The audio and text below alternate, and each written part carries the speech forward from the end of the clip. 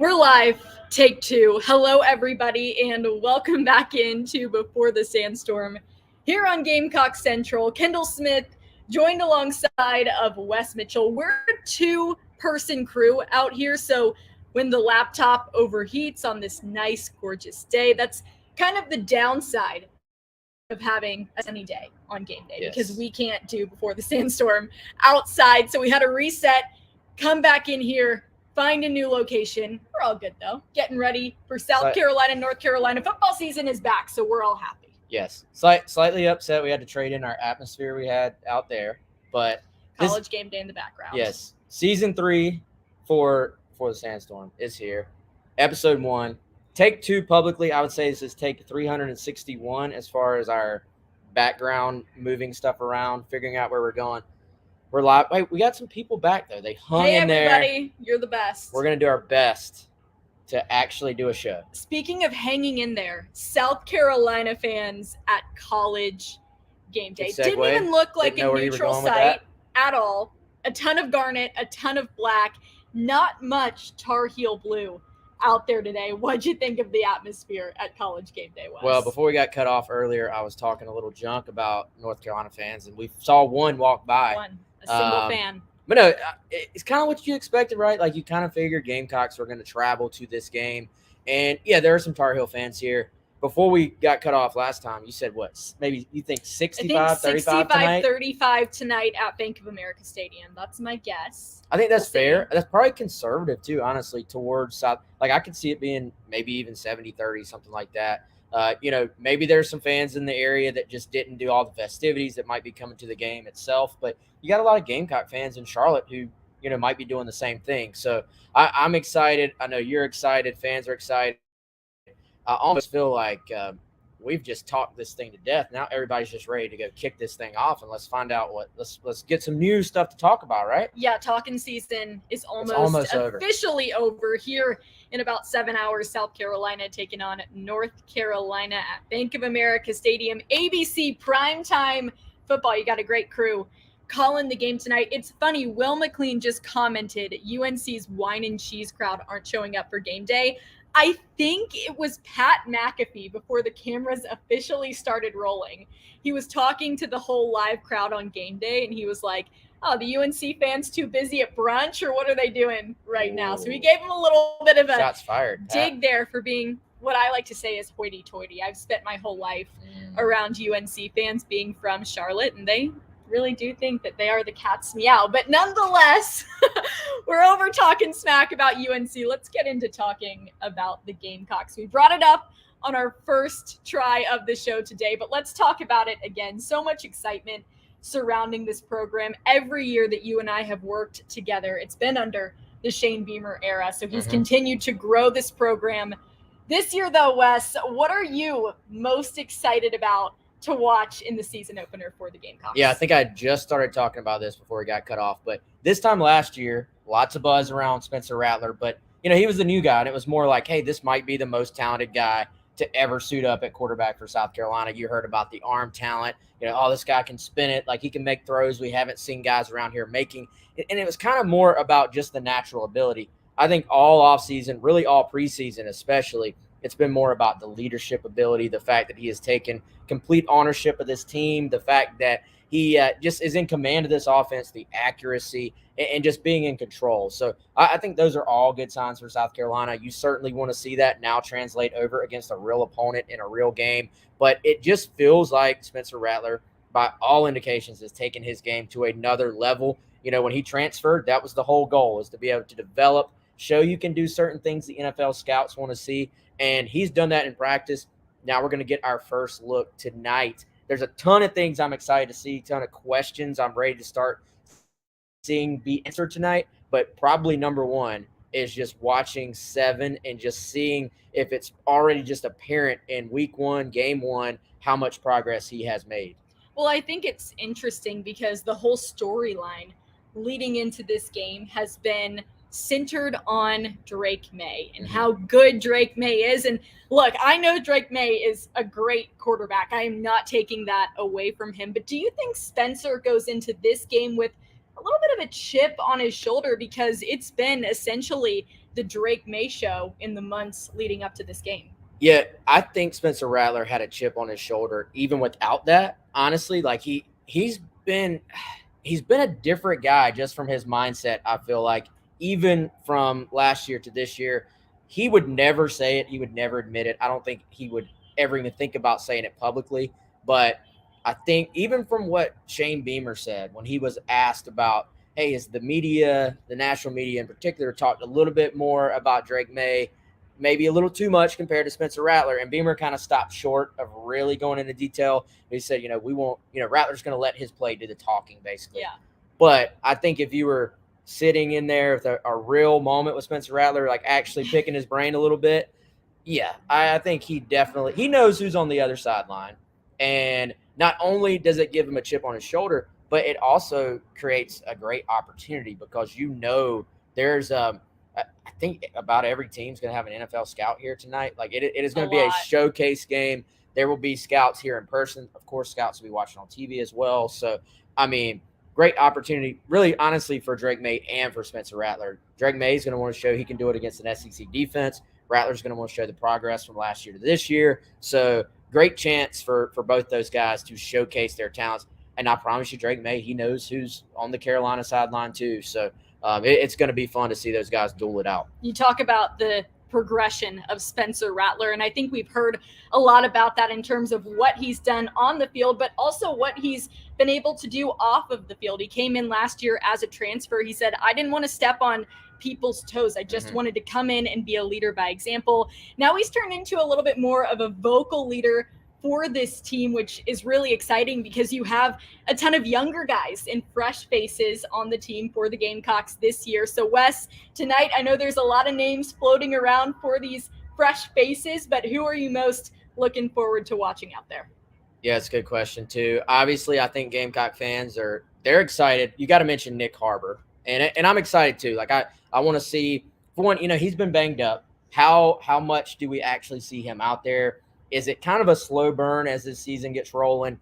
He's a guy who played tight end and played defensive end linebacker in high school. So I think it's going to be a little slow burn as far as getting him acclimated to the offense and playing wide receiver. So I'll be curious just to see how much of him do we see. Not a newcomer, but Juice Wells, with missing a good portion of this preseason camp. Does he play as much as he would have otherwise? I'm not sure. As far as newcomers, though, I kind of got to circle our guy Pup Howard, like 4-star linebacker. That's what I was thinking. We're on the same page. Yeah, he, this linebacking core, I think they're going to be deeper. They're going to be more athletic. I'm ready to watch all the linebackers. Like Stone Blanton, he looks like a new guy. Debo Williams is taking a step forward. Mokaba comes back. But then you throw Pup in there. He's in the rotation. I think he can help on special teams early in his career as well. So all those linebackers, I think are going to be fun to watch. But certainly Pup, I mean, highly recruited.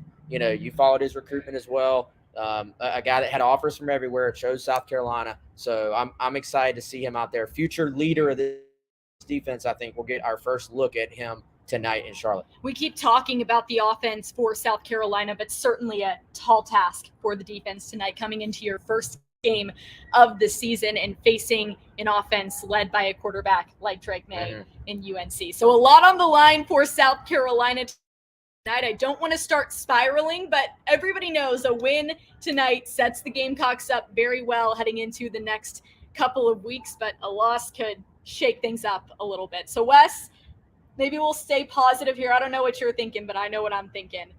What is your prediction? Oh, we're going predictions already? We're going predictions. We're getting right into it. All right. Short and sweet, because I know the people are watching other college football games right now. So thank you for watching. Yeah, thanks. Your official pregame show. We had to let the opening act go first, College Game Day, and now we're on. So you're welcome. Okay, so spoiler or no spoiler, I picked the Gamecocks. Like, yes, I think you are. You're going to pick the Gamecocks too. I already know.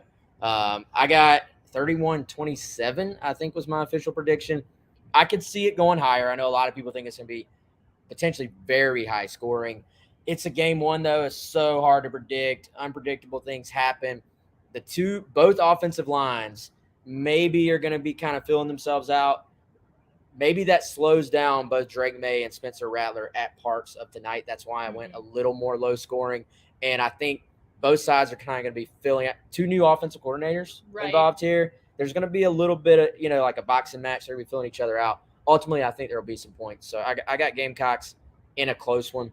If I'm being completely honest with everybody, no result would really surprise me. Right. Like if you just said, hey, this was a score and it was completely opposite of that, if it was a blowout, nothing really in a game one should surprise you because I think these teams are really, truly that evenly matched at this point. Yeah, I agree. I could see it going either way. But of course, I'm taking the Gamecocks. Too bad I don't have a cocky head with me right now. Lee Corso picked the Tarheels because he's friends with Mac Brown. I was like, well, that's win some, you lose some. So Lee pick Corso had the Tarheels. I have the Gamecocks, Kendall Smith, Lee Corso. No, totally kidding.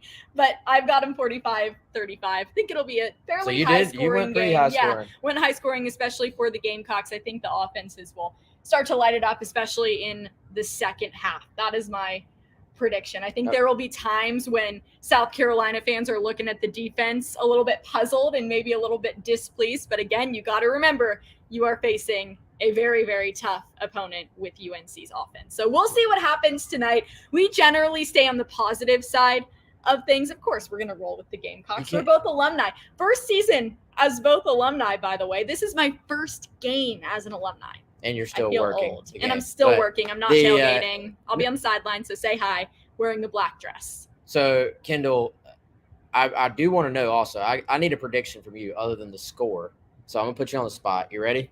Okay. All right. I always love this question because there's no way to predict it. It's completely random. First touchdown of the season for South Carolina. Yeah. I want you to call it right now. Do you want me to go first because I've already thought about this while you think about it, or did you have somebody pop into your mind right off the bat? I had somebody pop into my mind right off the bat. Okay, I think you may be on the same page as me. Spencer Rattler to Juice Wells. That's my prediction. Juice Wells scores the first. Or I could see Spencer Rattler scoring the first touchdown of the season. I wouldn't be surprised. We're hedging already. We're hedging. You get a little Spencer Rattler action in there. I wouldn't be surprised if he scores like a rushing touchdown? Like a rushing touchdown. No, he's going to have the ball thrown to him. They're going to fake him out, do a little trick play, and have Spencer. You could have really gone to carry on Joyner, halfback toss, pass back to Spencer Rattler. Like if you called that, we wanted to get crazy, and we've seen South Carolina get a little crazy. So you could have went Kai Kroger for touchdown pass. Honestly, as much as we love Kai here at Gamecock Central, I do not want that to be the first touchdown pass for the Gamecocks because that probably means that their first few drives were not successful. That is true. That is true. Yeah. But all right, so I'm actually going with a guy we haven't been talking about enough lately. We talked about him all off season.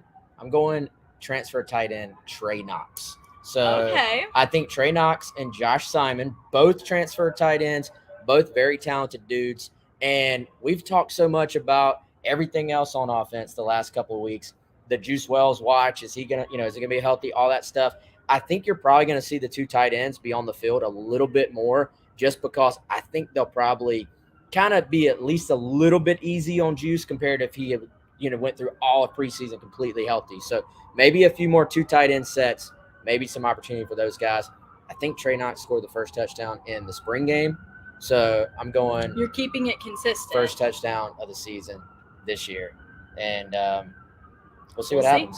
We'll see. 7:30 ABC, South Carolina, North Carolina kicking off both of their 2023 campaigns. Shane Beamer against Mac Brown, longtime friends.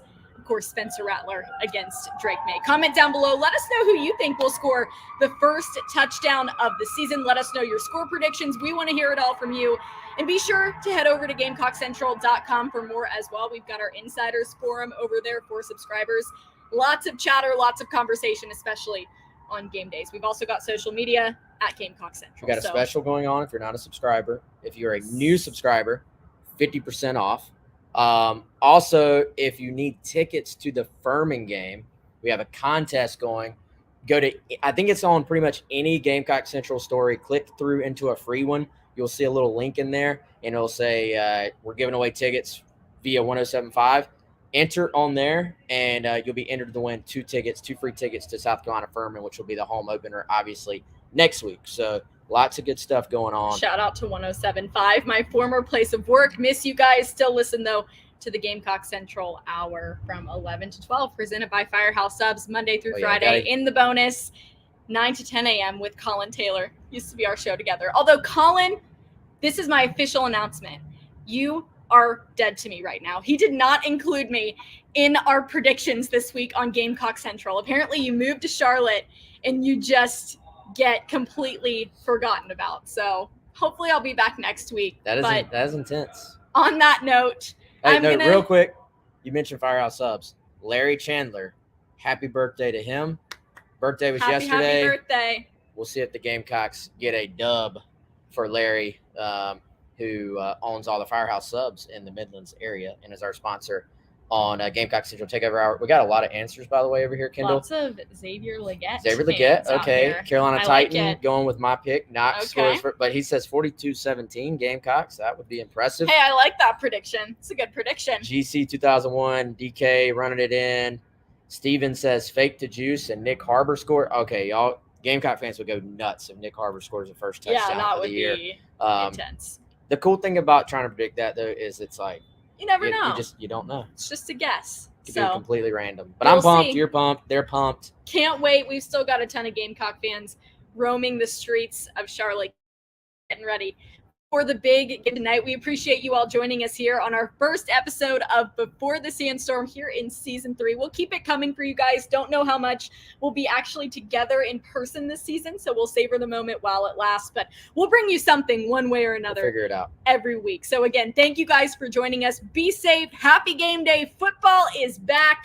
He's Wes Mitchell. I'm Kendall Smith here on Before the Sandstorm College Game Day Edition.